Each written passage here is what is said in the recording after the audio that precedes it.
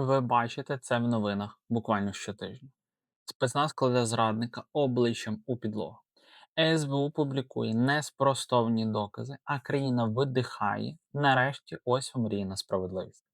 Але поки ви ставите вподобайку під цим звітом, десь у тиші судового кабінету вже друкується документ, який перекреслить роботу сотень оперативників. Вирок нуль. Застава смішна. Ворог, на жаль, далі на волі. Знаєте, чому під час війни найгучніші справи про колабораціонізм розчиняються просто в повітрі? Сьогодні ми розберемо не просто корупцію, ми заглянемо в чорну дірку, де зникають докази, де судді з російськими паспортами судять українських патріотів, і де право на державну зраду коштує менше, ніж хороший позашляховик. Це не лекція справа, це розтин системи, яка стала останнім безпечним притулком для ворогів України. У наступні 20 хвилин ви дізнаєтесь, як працює судова петля, через яку справи затягують на десятиліття. Ми назвемо прізвища тих, хто випускає вбивць і коригувальників просто під особисте зобов'язання.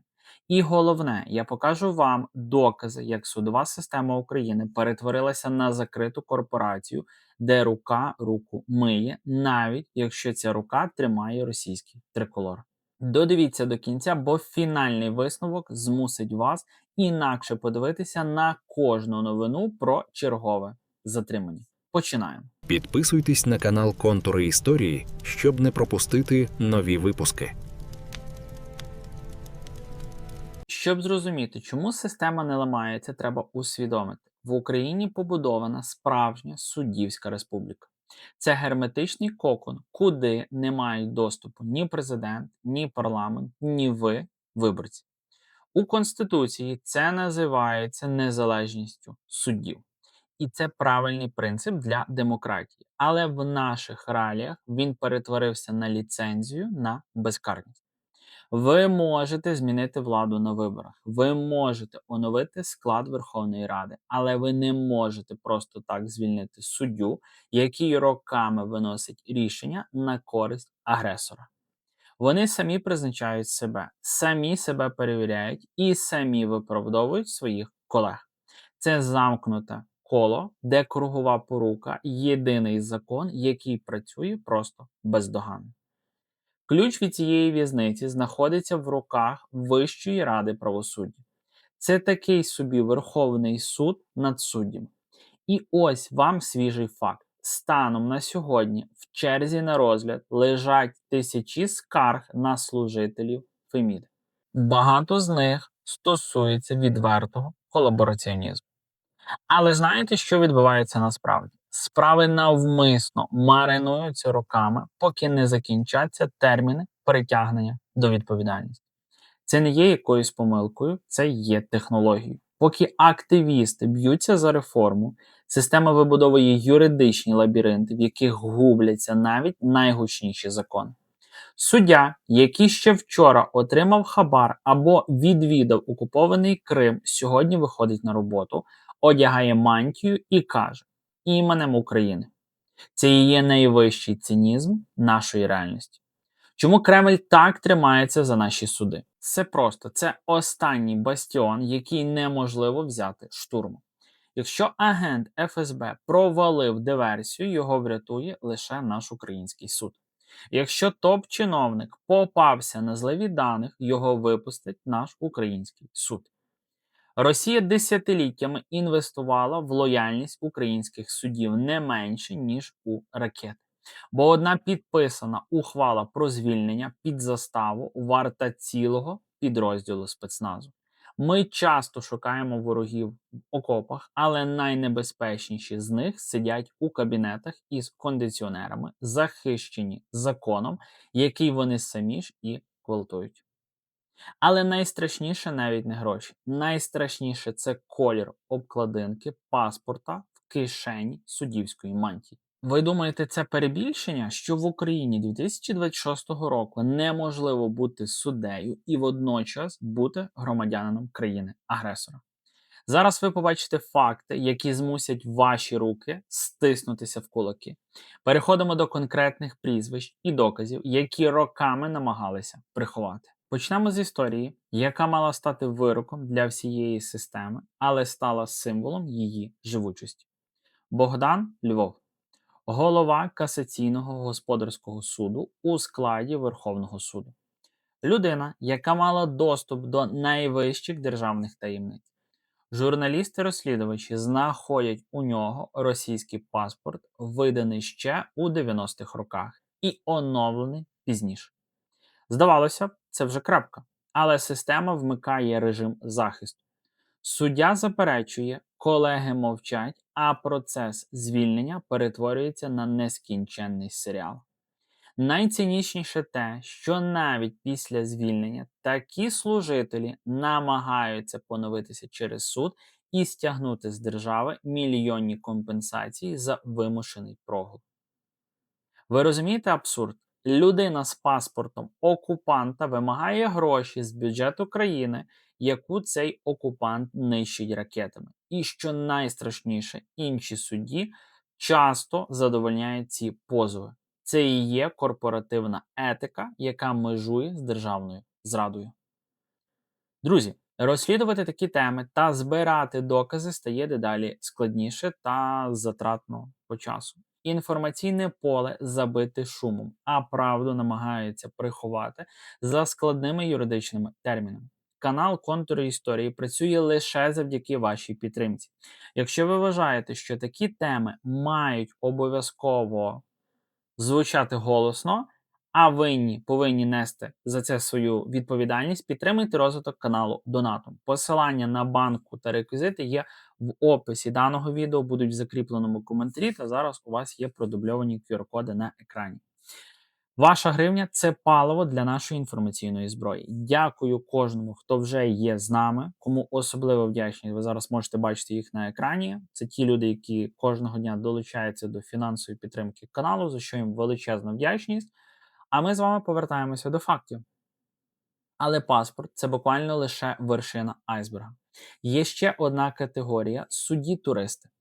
Ті, хто після анексії Криму у 2014 році продовжував спокійно їздити на окупований півострів, купувати там нерухомість за російськими законами і, ймовірно, проходити перевірки ФСБ на адмінкордоні.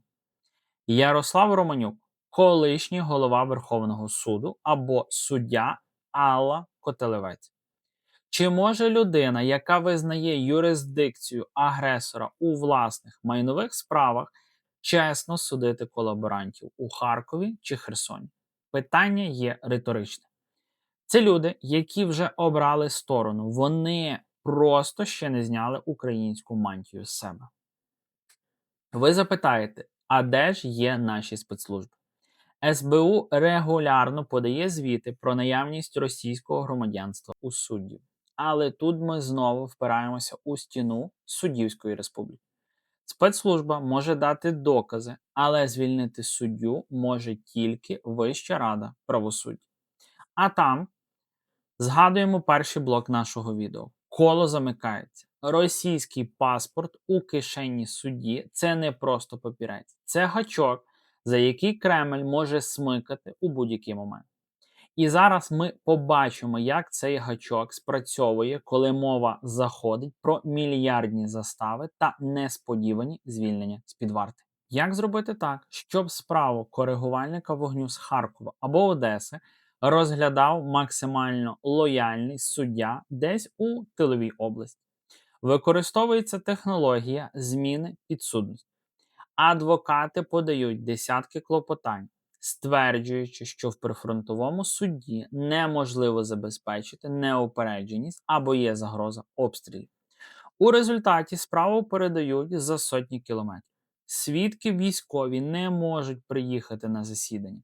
Докази просто губляться при пересиланні, а місцевий суддя, який не бачив руйнувань на власні очі, значно легше погоджується на якесь там мінімальне покарання.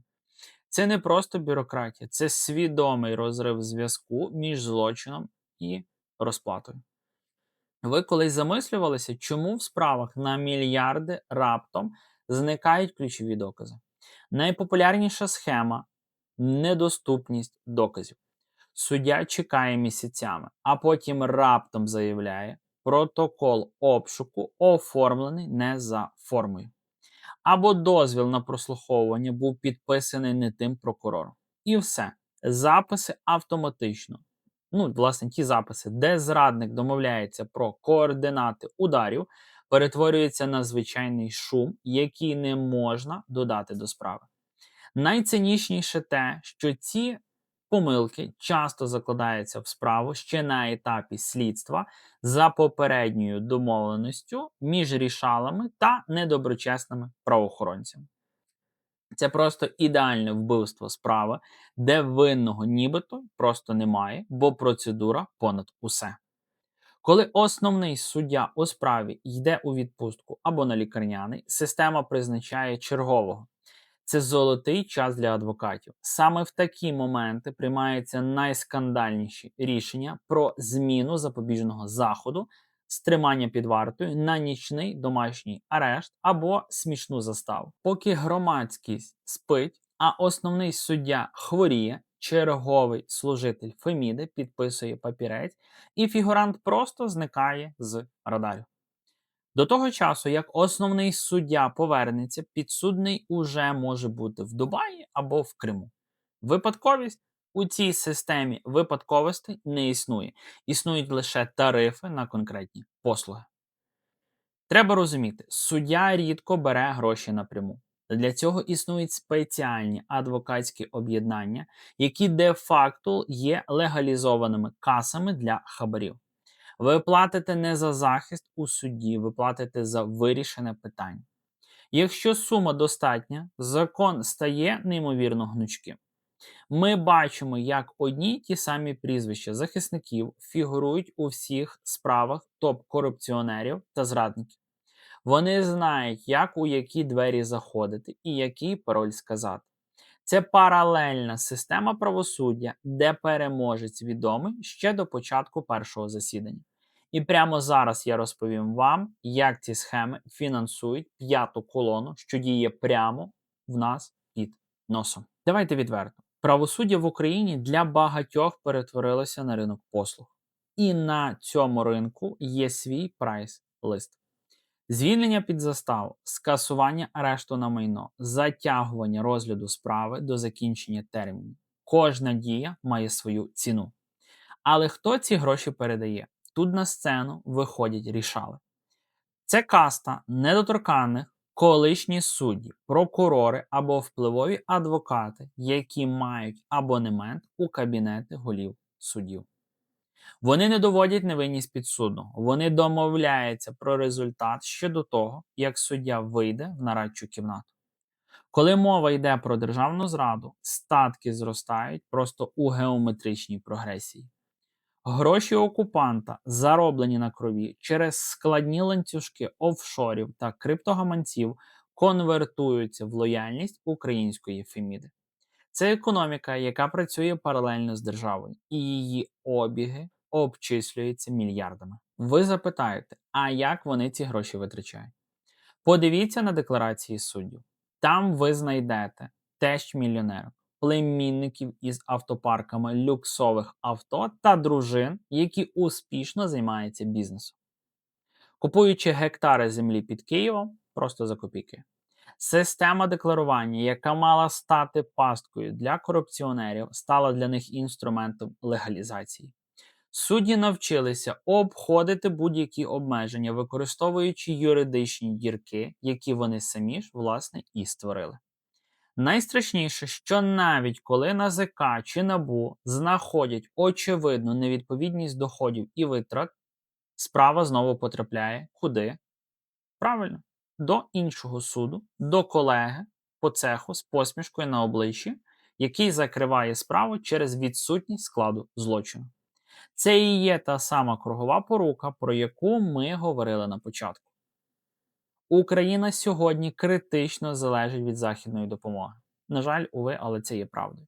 І наші партнери від США до Євросоюзу прямо кажуть: ми даємо вам ракети та гроші на зарплати, але ви мусите очистити ваші суди. Чому це так важливо для них? Бо жоден інвестор не прийде в країну, де право власності залежить від настрою корумпованого судді. Більше того, західна розвідка чудово розуміє, корумпований суддя – це ідеальна мішень для вербування російськими спецслужбами. Людина, яка любить гроші більше за закон, рано чи пізно почне любити рублі. Саботаж любої судової реформи – це не просто внутрішня корупція, це підрив нашої з вами обороноздатності, бо це ставить під загрозу постачання зброї та фінансову стабільність нашої держави. Ми підійшли до межі, де терпіння суспільства закінчується. Коли ветеран повертається з фронту і бачить, як суддя, що випустив вбивцю його побратима, купує черговий Lexus, виникає логічне запитання: а за що ми взагалі воюємо? Судова система сьогодні – це найслабша ланка нашої оборони. І якщо ми не зламаємо цей хребет корупції зараз, ми ризикуємо отримати внутрішній вибух, який буде на руку тільки нашому ворогу. Але чи є вихід із цього глухого кута? Прямо зараз, у фінальному блоці, ми розберемо реальні сценарії того, як ми можемо розірвати це коло і хто насправді має владу це зробити. Ми не можемо говорити про судовий саботаж, не згадавши тих, чиї імена вже стали притчею. Згадайте справу Всеволода Князєва, колишнього голову Верховного суду, якого затримали на хабарі у 2,7 мільйона доларів. Це голова найвищої судової інстанції країни. Або Богдан Львов, про якого ми вже говорили. Людина, яка з російським паспортом намагалася довести своє право вершити українське правосуддя. Згадайте суддю Олексія Тандира, який насмерть збив нацгвардійця на блокпосту. Як працює система в його випадку? Спроби фальсифікації експертиз, затягування розслідувань, маніпуляції з аналізами. А як щодо Павла Вовка та його плівок з окружного адмінсуду Києва? Там відкритим текстом обговорювалося, як захопити владу та послати нафіг будь-яку реформу. ОСК ліквідували, але чи понесли судді реальну відповідальність? Більшість із них просто чекають на нові призначення. Це імена, які знає вся країна, але жоден із них досі не отримав остаточного обвинувального вироку з реальною конфіскацією. Це і є головний показник ефективності системи. Чи є світло в кінці цього всього тунелю? Є. І це не добровільне каяття суддів, а жорсткий контроль ззовні. Такі організації, як Фундація Дежур або Центр протидії корупції, роками висвітлюють кожне сумнівне рішення. Саме завдяки публічності та тиску міжнародних партнерів ми отримали Вищий антикорупційний суд, який показує зовсім іншу швидкість та якість роботи. Але цього дуже і дуже мало. Поки Вища Рада правосуддя не почне реально очищувати лави, а не ховати скарги, ми будемо бігти просто по колу. Очищення суддів – це не питання юриспруденції, це питання виживання держави. Без чесного суду перемога на фронті не принесе нам справедливого миру всередині нашої країни. Сьогодні ми з вами розкрили лише частину схем суддівської республіки. Це відео – наш спосіб нагадати, ми все бачимо. Кожне прізвище, кожна ухвала про звільнення колаборанта фіксується історією. Не дозволяйте інформаційному шуму відволікати вас від головного. Справедливість – це те, за що сьогодні платиться найвища ціна. Підписуйтесь на канал Контури Історії, поширюйте це відео, бо розголос – це те, чого вони бояться найбільше. Тільки так ми зможемо змусити систему змінитися. Дякую, що додивилися до кінця. Підтримуйте канал фінансово, долучайтеся до спонсорства через YouTube каналу. Всім величезна вдячність. Справедливість буде. Бережіть себе, побачимося в наступних відео і слава Україні! Підписуйтесь на канал Контури Історії, щоб не пропустити нові випуски.